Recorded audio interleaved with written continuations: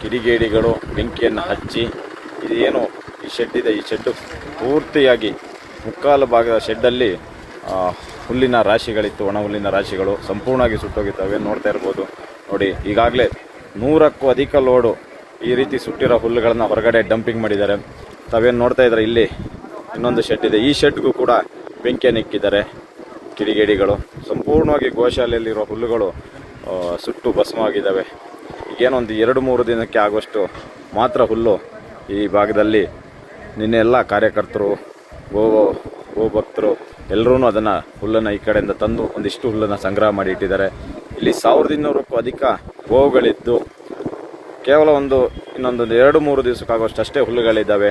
ತಾವೆಲ್ಲರೂ ಆದಷ್ಟು ಈ ಗೋಶಾಲೆ ಹೊಸೂರು ಬಂಡೆ ಶ್ರೀಕೃಷ್ಣ ಗೋಶಾಲೆಗೆ ಬರಬೇಕು, ತಮ್ಮ ಕೈಲಾದಂಥ ಸಹಾಯವನ್ನು ಮಾಡಿ ಮತ್ತೆ ಮರು ನಿರ್ಮಾಣ ಮಾಡಬೇಕು ಈ ಗೋಶಾಲೆ. ಈಗಾಗಲೇ 36 ಗಂಟೆ ಆಗಿದೆ ಬೆಂಕಿ ಬಿದ್ದು. ತಾವೇನು ನೋಡ್ತಾ ಇದ್ದಾರೆ, ಇನ್ನೂ ಬೆಂಕಿ ಉರಿತಾನೇ ಇದೆ.